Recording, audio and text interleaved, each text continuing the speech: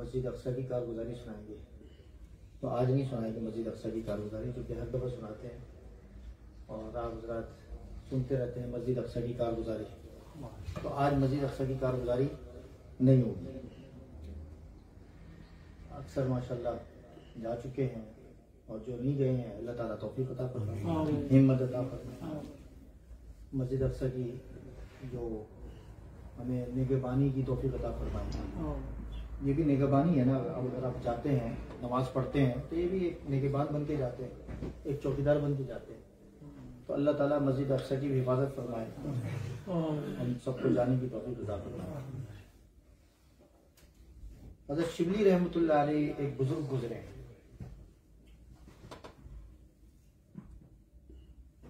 हालत नज़ा में है, आखिरी वक्त है।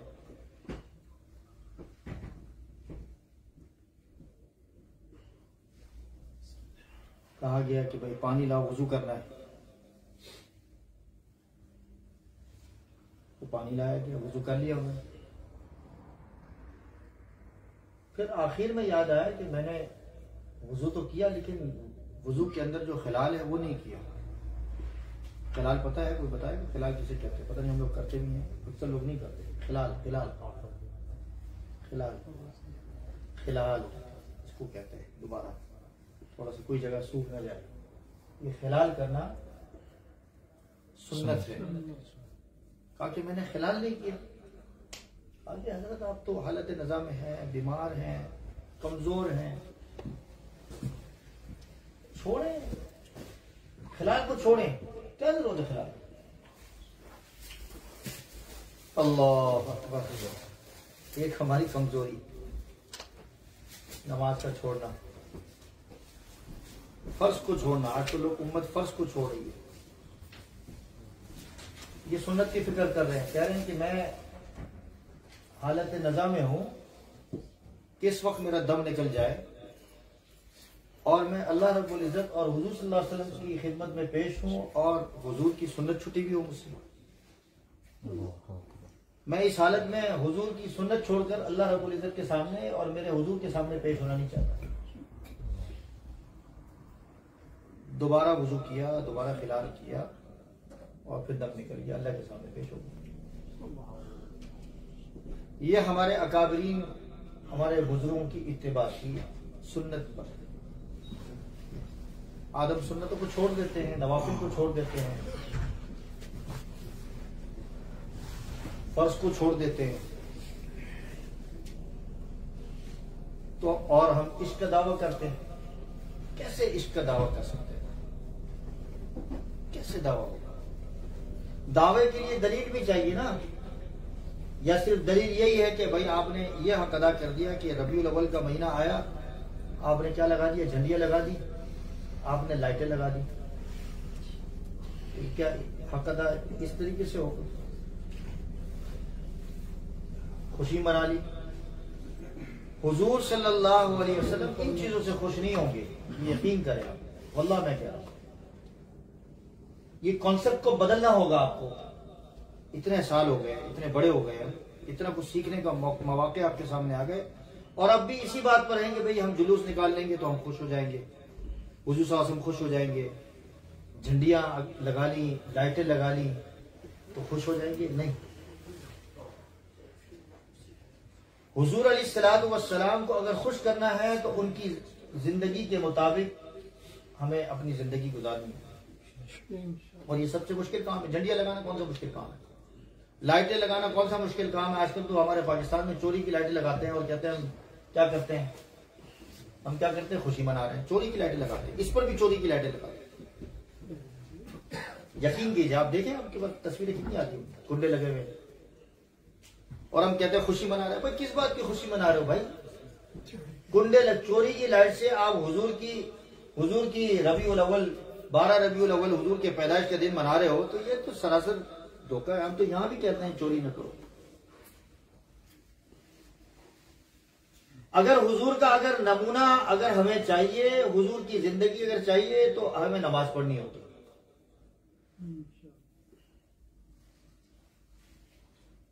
एक मौके पर नबी करीम सल्लल्लाहु अलैहि वसल्लम ने फरमाया हजरत अबू बकर सिद्दीक रज़ी अल्लाह तआला अन्हु मौजूद थे।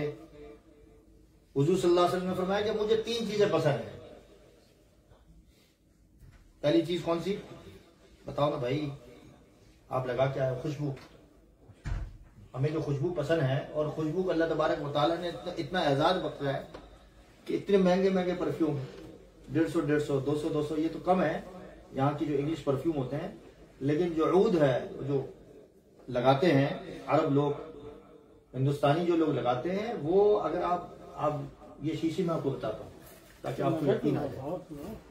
ये जो शीशी है, ये आपको तकरीबन 100 पाउंड की मिलेगी। सुभान अल्लाह। मुझे किसी ने हदिया किया। और इसकी जो लकड़ी होती है वो 1 किलो 1000 पाउंड। मैं कीमत इसलिए बता रहा हूं कि ये कीमत इस वजह से नहीं बढ़ी कि ये दरख्त इतना महंगा है और ये फलाना जगह की, ये नहीं। हुजूर सल्लल्लाहु अलैहि वसल्लम ने जिस चीज पर हाथ रखा वो महंगी, सुभान अल्लाह, वो कीमती बन गई। तो हुजूर ने फरमाया कि मुझे खुशबू बहुत पसंद है, इसीलिए खुशबू लगाते हैं। और खुशबू को फदाइल फिर बयान हुए, पूरी किताब है हमारे मुफ्ती शब्बीर साहब की। यहीं होते हैं, ड्यूसबरी में रहते हैं या लेगपन में रहते हैं। और दूसरी चीज इरशाद फरमाई क्या? नेक बीवी, सालेह बीवी। जिसकी नहीं हुई है अल्लाह ताला उसको नेक बीवी अता फरमाए, या जिनकी दुनिया से चली गई अल्लाह ताला उनको दोबारा करने की तौफीक अता फरमाए। आमीन।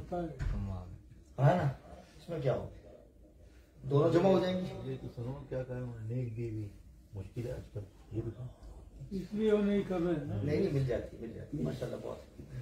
तीसरी चीज जो नबी करीम सल्लल्लाहु अलैहि वसल्लम ने जिसकी तरफ इशारा फरमाया, मतलब इशारा क्या हुजूर सल्लल्लाहु अलैहि वसल्लम ने फरमाया और मैंने जो आपसे इशारा फरमाया आपकी तरफ, वो नमाज है। फरमाया कि मेरी आंखों की ठंडक नमाज है। और फिर इस मौके पर हजरत अबू बकर सिद्दीक रज़ी अल्लाह तआला ने क्या फरमाया? क्या फरमाया जी बताओ? मुझे दुनिया के अंदर सबसे जो महबूब तरीन जो चीज है वो आपका दीदार करना है। सुभान अल्लाह, अल्लाहु अकबर। इससे कीमती चीज कोई हो सकती है? मुझे बताए। ये है इश्क, हकीकी इश्क। झंडिया नहीं लहराई हमने, भंगड़े नहीं डाले, वो ढोल जो बजाते हैं, अल्लाह माफ फरमाए, ढोल बजाए। उस दिन जितनी नमाजें होती हैं कोई एक नमाज नहीं होती, सब समाचट। हमारे मुल्कों का हाल पता नहीं हिंदुस्तान में ये चीज होती कि नहीं। अपने मुल्क की हाल की बात बताओ, हमारे मुल्क की। भाई बैठ के कुरान खानी करो, इबादत करो, जिक्र करो, नमाज पढ़ो, रोजे रखो, ये नहीं करना। कौम को सिर्फ अल्लाह गुल्ला चाहिए। भाई शबे बारात आ गई तो अल्लाह गुल्ला, पटाखे फोड़ो। अब तो पटाखे कम हो गए, क्योंकि मैंने जैसे बताया कि वो ये गेम्स आ गए, हमारे व्हाट्सएप आ गया, तो इसलिए लोग निकलते ही नहीं है, पटाखे नहीं। मुहर्रम आ गया तो जी हलीम पका रहे हैं। इबादत का यानी आप यकीन करें, अगर कोई 2 मिनट अगर बयान सुनने का कहता है, आप देख लें अभी आपके सामने, बयान नहीं सुनना, जिक्र नहीं करना, तिलावत नहीं करना, इबादत नवाफिल नहीं पढ़नी, बाकी अगर आप कहें कि भाई चलो जी यहाँ क्या डालना, भंगड़ा डालना, 10 नहीं 40 आ जाएंगे। हमारे बचपन के अंदर वो कहते ना, लड़के कहते यार वो चलते हैं, नई फिल्म आई। तो हमारे मोहल्ले के जो लोग थे, वो हमारे मोहल्ले में बहुत सारे हुफाज भी थे माशाल्लाह, बच्चे। तो हमारे जो बड़े थे वो भी माशाल्लाह चालाक थे। वो कहते हैं आज बुरे फंसे फिल्म लगी है। कौन सी? तो एक दफा ले गए, देखा तो वहां कुरान खानी तिलावत हो रही है। बोले ये है, चलो जी अब तिलावत सब एक एक सिपारा पढ़ो। वैसे ही तो तिलावत नहीं कर रहा, वल्लाह कह रहा, कुछ तिलावत नहीं करेगा। क्योंकि तिलावत करेंगे, बयान सुनेंगे, तबलीग के मरकज में जाएंगे, जमात में जाएंगे, अल्लाह के रास्ते में निकलेंगे, नींद आती है, बीमार हो, कमजोर हो, जॉब है, ये 10 मसले।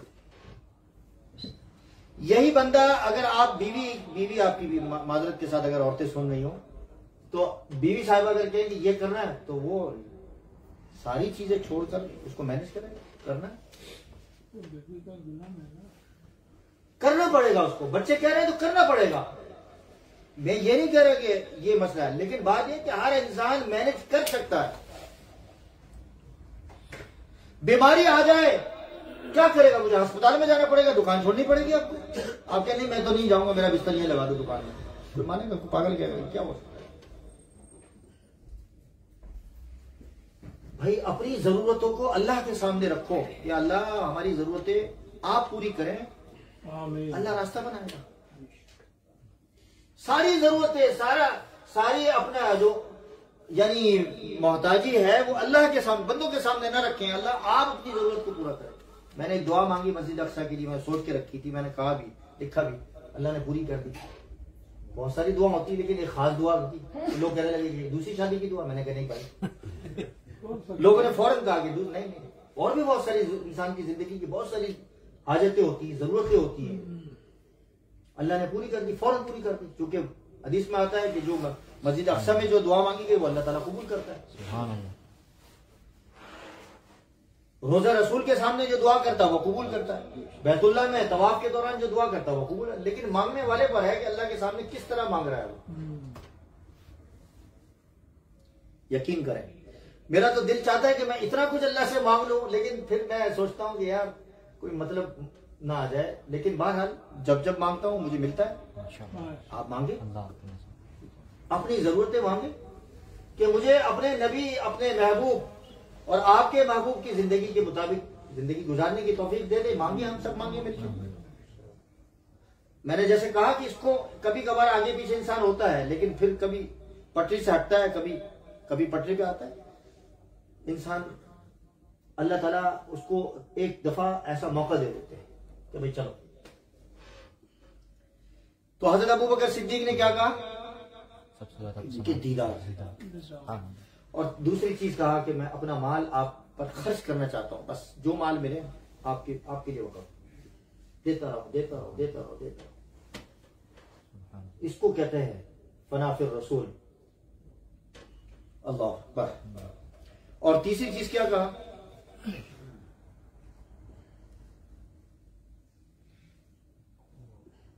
मैं खुद भी जहन से निकल गई, अभी याद थी। हाँ जी, नहीं, खुशबू तो हो गई। हाँ याद आया, दिमाग में बहुत सारी बातें कि मैं अपनी बेटी आपको निकाह में दे दूं। ये तीन चीजें, ये तीनों चीजें इंसान की जिंदगी क्या होती है? हम होती है बुनियादी चीज, माल भी, औलाद भी, वक़्फ कर दो। और करके दिखाया अबू बकर सिद्दीक रज़ी अल्लाह ताला अन्हु। ऐसे नहीं कि सिर्फ कह दिया जी। वो एक दफा कोई बंदा चंदा मांगने आया। आजकल बड़ा फैशन लगा हुआ है ना, वो चैरिटी होते हैं ना डीलर, वो कहता मैं 1 बिलियन, 2 बिलियन, 3 मिलियन चाहूँ। नाम तो उस वक्त हो गया। अब जब वो बंदा वो मांगने के लिए गया तो कहते हैं यार आप कहा तो था मैंने, लेकिन अभी नहीं है। नाम हो गया। ऐसा नहीं किया अबू बकर सिद्दीक रज़ी अल्लाह ताला। आजकल ऐसा फैशन बना हुआ है कि टीवी पर ऐलान, जी मैंने 1000 पाउंड दे दिए, जी 2000 पाउंड दे दिए, फिर इधर कह दिया। नाम के लिए थोड़ी करना।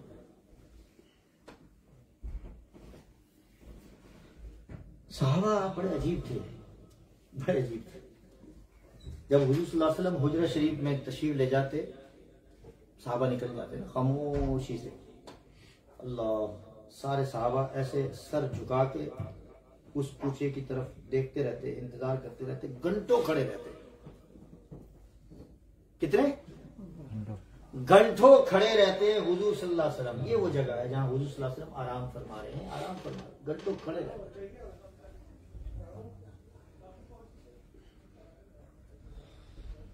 ये है तकाजा रबीउल अव्वल के महीना का, जो हमसे चाहता है, लेकिन हम उस तरफ नहीं आ रहे।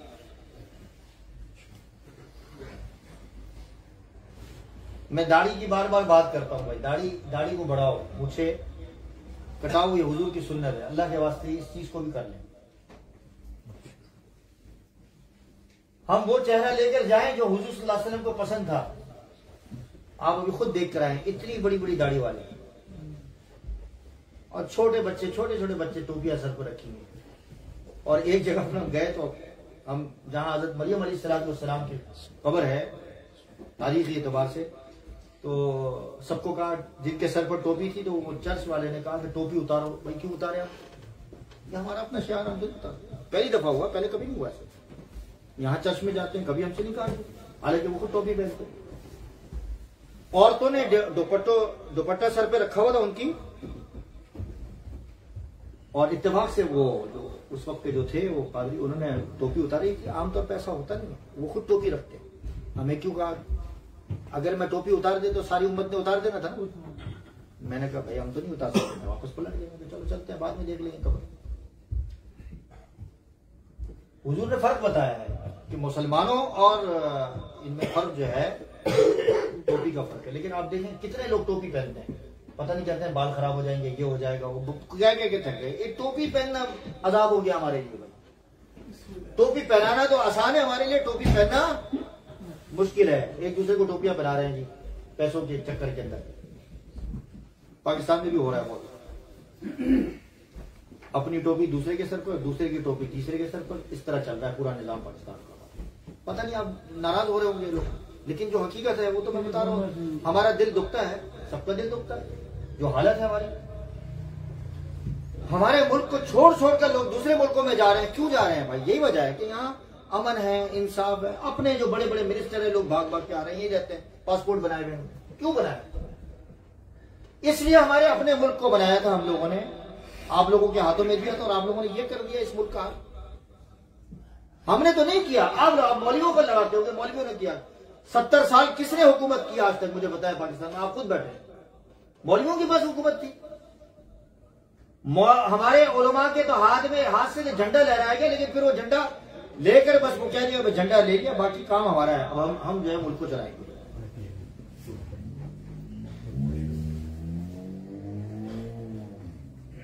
मौलाना शब्बीर अहमद उस्मानी रहमतुल्लाह, पता नहीं बात कहां चली गई। बहरहाल हुजूर की इत्तबा की बात है। उनको जो है वो कहा कि भाई ये मदरसा ले लें, जामिया इस्लामिया, आपने देखा होगा कराची में जामिया इस्लामिया यूनिवर्सिटी बन गई, मदरसे के लिए दी थी उनको, खबर की छोटी जगह मिली, वो तो चले गए दुनिया से, कोई मदरसा नहीं है। मदरसा तो हमारे बुजुर्गों ने बनाया है, मुफ्ती शफी साहब रहमतुल्लाह अलैह, हजरत बिनूरी रहमतुल्लाह अलैह, मौलाना एहतशाम थानवी रहमतुल्लाह, ये थे बानी। इन हजरात ने पाकिस्तान में आने के बाद मदरसे को दोबारा जिंदा किया, उसकी रूह को जिंदा किया, ताकि ईमान बचा रहे मुसलमान।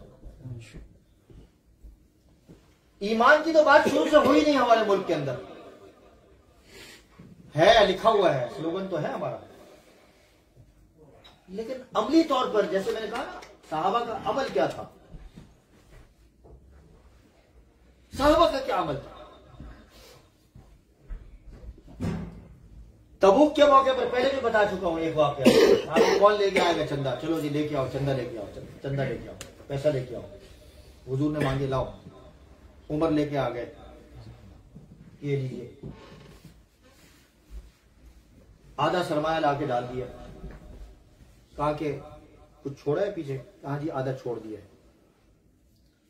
हजरत उमर सोच रहे थे कि शायद मैं आज अबू बकर वफी ज़ालिका फलियतनाफसिल मुतनाफिसून, हसद नहीं, तनाफुस ये जायज है। आदमी जो है वो दीन के मामले के अंदर आगे बढ़नी, अगर इसने 2 पढ़े तो इसने 4 रकात, एक ने 1 हज किया तो दूसरा ने 2 हज किए, इसलिए कि ये नहीं, अल्लाह को राजी करने के लिए, अल्लाह के लिए नेकी में बढ़ना, फस्तबिकुल खैरात, नेकी में बढ़ना। अगर इसने 2 रुपए दिए तो इसने 4 रुपए देगा, अल्लाह के लिए देना, चलो जी। अगर इसने 3 दिन लगाए हैं जमात के अंदर तो भाई चलो इसने 10 दिन लगा दिए, ये हुई नेकी। अगर इसने जो है वो 4 महीने चिल्ला और फिर साल दे दिया, इसने कहा पूरी जिंदगी मैंने दे दिया, चलो जी मैं क्या बन गया, वक्फ कर दिया मरकज के लिए। ऐसे लोग गुजरे हैं दुनिया के अंदर, और गुजर रहे हैं लोग दुनिया के अंदर। आपके सामने कितने लोग हैं कि अपने पूरी जिंदगी दीन के काम के लिए वक्फ कर दी, बस फिर अल्लाह ताला ने फिर उसका हाथ संभाल लिया। मैं आप को बता चुका हूं कि हजरत मरियम अलैहिस्सलाम का वाक़या मैं इंशाल्लाह बताऊंगा, लेकिन उनका सिर्फ ये इतनी बात मैं अर्ज कर देता हूं कि उनकी वालिदा जो थी हन्ना, उन्होंने क्या किया, नजर मानी कि भाई मैं बैतुल मुक़द्दस की खिदमत के लिए वक्फ करना चाहती हूँ, अल्लाह मुझे औलाद अता फरमा। औलाद दी, लेकिन बच्ची पैदा हुई है, मर्द नहीं हुआ, पैदा हुआ, बेटा पैदा नहीं हुआ। और उस जमाने के अंदर क्या था, उस जमाने में बनी इसराइल के अंदर औरतों को मस्जिद की खिदमत के लिए नहीं लिया जाता था, इनकार किया। लेकिन फिर इसरार किया, ले लिया। हजरत मरियम अलैहिस्सलाम मस्जिद अक्सा की खिदमत के लिए वक़फ़ कर दी। है कोई औरत आज कि मस्जिद के लिए अपने आप को वक़फ़ करे, मदरसे के लिए अपने आप को वक़फ़ करे, अल्लाह के लिए बस बैठी रहे, अल्लाह के लिए काम करे और ज़िक्रुल्लाह में मशगूल। और फिर देखें बेमौसम फल आते रहे। हजरत ज़करिया परेशान हो गए, वक्त के नबी, फल कहां से मिल रहे हैं आपको? वजद इंदहा रिज़्क़ा क़ालत हुवा मिन इंदिल्लाह, अल्लाह ताला दे रहा है मुझे। भाई ऐसे ऐसे ऐसा यकीन, ऐसा ईमान होगा तो फिर ये सारी चीज आपके सामने खुलेंगे, लेकिन इस नियत से नहीं कि मुझे मिलेगा। आपने पहले शुरू कर दिया यार चलो जी नेक बन जाओ तो चलो जी पैसा आएगा। ये लोग इस तरह भी करते हैं। हमारे बचपन में बात है, वहां वो हमारे थे ना, तो हमारे वो दोस्त कहते थे मैं अपने बेटे को मौलवी बनाऊंगा, देखना इतने मजे होंगे उसके। मैंने कहा तेरी नीयत में खोट है। मेरे अब्बा ने तो पहले ही ये नियत कर ली थी कि जब मेरी औलाद पैदा होगी तो मैं उसको आलिम बनाऊंगा, पहले नियत कर ली थी। लेकिन उसने तो ये तो नहीं सोचा था कि उस वक्त इंग्लैंड में होगा। बर्मा में नियत कर ली थी और उस वक्त पाकिस्तान भी नहीं आए थे, बांग्लादेश पहुंचे। बांग्लादेश में फिर पाकिस्तान आए तो अल्लाह ताला ने मुझे पैदा किया। तो नियतों का एतबार होता है अल्लाह ताला की। सहाबा को देखें जिंदगी। अबू बकर सिद्दीक रजी अल्लाह तआला आए कि भाई क्या छोड़कर आए? कहा कि सब कुछ आपके सामने पेश कर दिया, घर पे कुछ अल्लाह रसूल को छोड़ के आया। सुभान अल्लाह, अल्लाहु अकबर। अल्लाह ताला हम सबको तौफीक अता फरमाए। सबसे बुनियादी चीज मेरे मोहतरम बुजुर्गों नमाज है। बार बार जो कि हुजूर ने फरमाया नमाज। अपनी नमाजों को हम मजबूत करें। देखें फिर किस तरीके से हमारी जिंदगी का कायद, फराइज को पूरा करने की कोशिश करें। ज़कात अदा करें पूरी। बहुत मुश्किल है ज़कात अदा करना। आपने रखे में पैसे और वो कम होते जा रहे हैं, कम होते जा रहे हैं। ज़कात दे भाई देनी है ज़कात। अब आप सोचोगे कम होते जा रहे हैं, लेकिन आपको नहीं पता वो कम हो रहे हैं, लेकिन आप उसमें बरकत होती जा रही है, बरकत होती जा रही है। बज़ाहिर तो कम होते जा रहे हैं, लेकिन उसका अजाब कितना होगा अगर आपने ज़कात नहीं दी तो। एक वक्त आएगा कोई लेने वाला नहीं होगा, वो भी क़यामत की निशानी में से एक निशानी है। फिर आप देने जाएंगे कोई नहीं लेगा आपसे, लेकिन ये वक्त देने का है। मांगने वाले बहुत हैं, उनको दें। सफेद पोश बहुत है, आपके अपने लोगों में बहुत सारे हैं। अपने अजीजों में, रिश्तेदारों की तरफ नजर करें।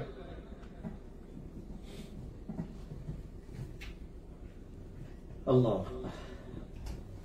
हमें बहुत कुछ मिला हुजूर सल्लल्लाहु अलैहि वसल्लम, बहुत कुछ मिला। हुजूर सल्लल्लाहु अलैहि वसल्लम कायनात के अंदर वो हस्ती हैं कि जिन्होंने अपनी जिंदगी को पूरी कायनात के लिए नमूना बनाकर पेश किया, और कायनात के अंदर ऐसी कोई शख्सियत है ही नहीं। अब जब हम यहाँ रहते हैं इस मुल्क के अंदर, जब हम बात रखते हैं तो हम कहते हैं उनके सामने कि भाई दुनिया के अंदर हर शख्स को आपने देख लिया वो नामुकम्मल है, नकाइस हैं उसके अंदर, नुक्स मौजूद है। हमारे पास ऐसा रहनुमा, ऐसा पैगंबर है जो तमाम नकाइस से पाक है, तमाम चीजों से पाक है, ताहिर भी है, मुताहिर भी है। दुनिया के अंदर कामिल शख्सियत है जो हम जिनको फॉलो करते हैं, वो है ना, घुटने टेक देते हैं। ऐसे लोग, ऐसा पैगंबर है तुम्हारा। दुनिया का कोई शख्स उंगली नहीं उठा सकता, हत्ता कि उस दौर के लोगों की बात, आजकल के दौर की बात को छोड़ें। सबसे मुश्किल तरीन दौर था हुजूर सल्लल्लाहु अलैहि वसल्लम का। सादिक अमीन कहा उनको, हुजूर सल्लल्लाहु अलैहि वसल्लम को कहा कि नहीं कहा? जब हुजूर सल्लल्लाहु अलैहि वसल्लम ने दावत दी तो फिर भी लोगों ने ये नहीं कहा, क्या नहीं कहा, कि जो इसकी जो पिछली जिंदगी जो थी ना वो दागदार थी। नहीं, सबने ये गवाही दी कि नहीं, ये ऐसा नहीं थी, बेदाग जिंदगी। जब हुजूर सल्लल्लाहु अलैहि वसल्लम ने सारी दुनिया के लोगों को, इंसानियत को दावत दी, बनी आदम को दावत दी, तो उन्होंने ये बड़े जुस्तजू के साथ, बड़े तजस्सुस के साथ हुजूर सल्लल्लाहु अलैहि वसल्लम से पूछा कि आपने जो इतनी जो अपनी वसत की जो चादर आपने फैलाई है पूरी दुनिया के सामने, और आप उस चादर में सबको लेना चाहते हैं कि आप हर शख्स जो है उसको फॉलो कर सकते हो, कैसे हो सकता है? ये कैसे मुमकिन है कि आप दुनिया का हर शख्स, अमीर, गरीब, फकीर, बादशाह, हर शख्स जो है वो हुजूर को नमूने के तौर पर वो अपना सकता है? कायनात में ऐसी कोई हस्ती आई दुनिया के अंदर कि किसी ने कहा हो? हर शख्स नामुकम्मल। लेकिन हुजूर अलैहिस्सलातु वस्सलाम की जात ऐसी वाहिद जात है कि जो कामिल है, मुकम्मल है, दुनिया के हर इंसानियत के लिए उसके अंदर एक आइडियल है और एक पैगाम है, एक एंगेजमेंट, यानी हर आदमी एंगेज कर सकता है इस दीन को और हुजूर सल्लल्लाहु अलैहि वसल्लम के नमूने को। अब यहां हम रह रहे हैं, इस मुल्क के अंदर रह रहे हैं ना, रह रहे हैं, यानी उस जमाने में भी रह रहे थे जहां मुसलमानों की हुकूमत नहीं, जैसे पाकिस्तान है, इंडिया है, बांग्लादेश है। जैसे इंडिया में भी मतलब बहुत सारे लोग पार्लियामेंट के अंदर मौजूद है, यहाँ भी हैं, लेकिन मुसलमानों की हुकूमत नहीं है जिस जमाने में होती थी, या भी है जिस मुल्कों में। अब अगर कोई आपसे पूछे, तकाजा करे कि हमें नमूना बताओ, तो हम मकीन मक्का का जिक्र करेंगे कि नहीं? हुजूर सल्लल्लाहु अलैहि वसल्लम मक्का में रहते थे, उस हुजूर सल्लल्लाहु अलैहि वसल्लम के पास हुकूमत थी, मुसलमानों के पास नहीं थी। अगर अमल करना है तो उस जिस तरीके से नबी करीम सल्लल्लाहु अलैहि वसल्लम ने मक्की जिंदगी गुजारी, उस तरह गुजारो। बहुत ज्यादा पैगाम है, बहुत ज्यादा वसअत है उसके अंदर।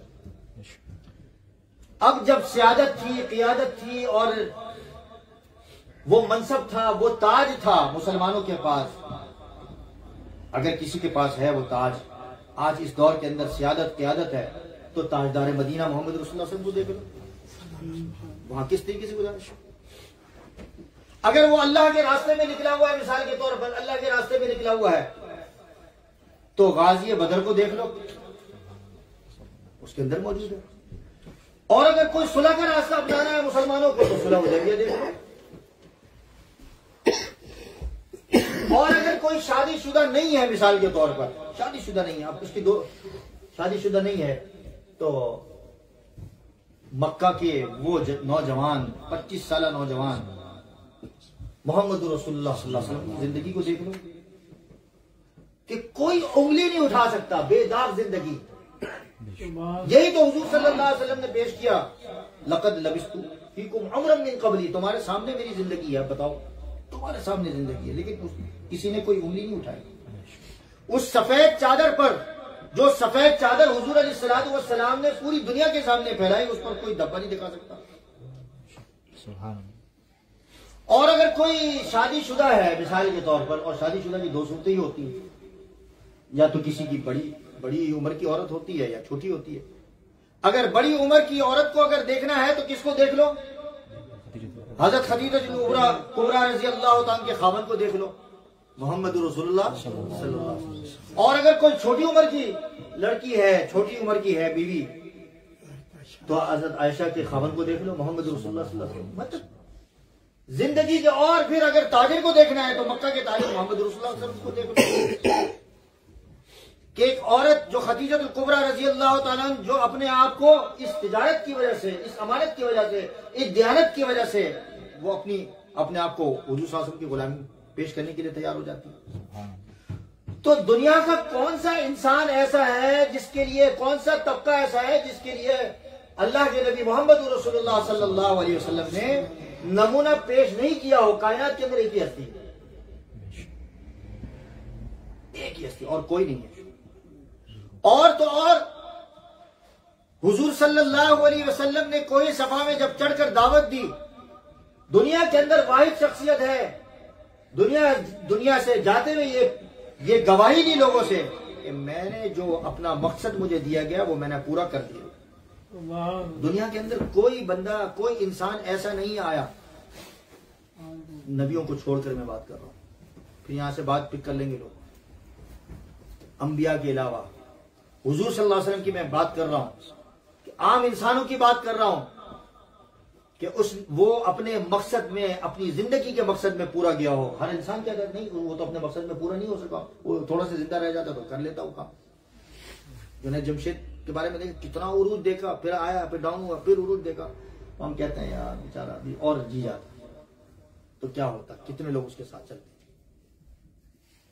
हुजूर ने सहाबा से पूछा, उस वक्त 1,24,000 सहाबा मौजूद थे, मैंने अपने मकसद को पूरा किया? कहा कि हाँ हम गवाह हैं, गवाह रहे। आखिर के अंदर नाम तो लेने का दिल नहीं करता। मिर्जा गुलाम अहमद कादियानी कहता है कि अगर मैं अपने मकसद में पूरा नहीं हो, अगर मैं अपने मकसद में पूरा नहीं हुआ, जो इल्लत गाई है, एक अल्फाज है उसकी किताब के, तो मैं झूठा हूं। ये पैगंबर की जबान होती है कि उसको शक होता है। जो अपने मकसद में कामयाब होते हैं, कामरान होते हैं, वो बात डट कर करते हैं, ठोक बजाकर करते हैं कि देखो मैंने अपने मकसद को पूरा किया।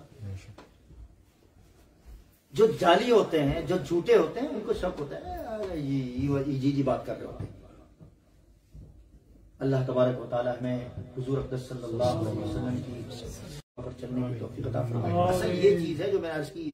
आखिर के अंदर हम जितनों के चेहरे हैं आज खिल खिला रहे हैं, ये हुजूर अलैहिस्सलातु वस्सलाम के दुआओं के सदके के अंदर, वरना हम बड़े गुनाहगार हैं। आपको नहीं मालूम हम बड़े गुनाहगार हैं, बहुत गुनाहगार हैं। बनी इसराइल के बारे में आपने सुना होगा कि रिवायतों में आता है कि बनी इसराइल में से किसी फर्द को, कोई फर्द अगर कोई गुनाहगार होता है या जिससे गुनाह हो जाता, वो छुप कर गुनाह करते, तो लोगों पर जब जाहिर हो जाता है तो उसके मकान पर लिख दिया जाता है कि ये गुनाहगार बंदा है।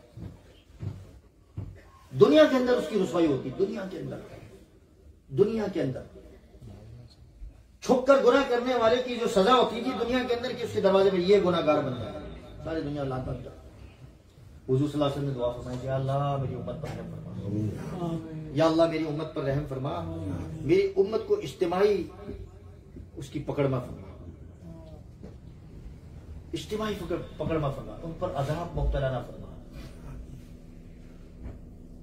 ये दुआओं का सदका है कि आज हमारी वो जो शक्लें जिन पर हम पैदा हुए वो आज तक हम बरकरार है, और अल्लाह ताला इसी तरह रखे। वरना अगर हुजूर की दुआ नहीं होती वल्लाह वल्लाह, तो आज सैकड़ों में एक बंदा शायद होता जो असली शक्ल में होता। दुनिया में हम रुसवा हो चुके होते। इंशाअल्लाह और मजीद इस हवाले से अगले जुमे में सहाबा के बारे में जो उन्होंने कुर्बानियां दी, जो इश्क का इजहार किया है, जो वलवला, जो जज्बा पेश किया है, वो इंशाअल्लाह पेश करूंगा। अल्लाह तबारक व तआला हम सबको खैर की तरफ चलने की तौफीक अता फरमाए, समझ अता फरमाए, फहम अता फरमाए। व आखिर दावाना अल्हम्दुलिल्लाहि रब्बिल आलमीन। दुआ करें अल्लाह तबारक व तआला सबकी दुआओं को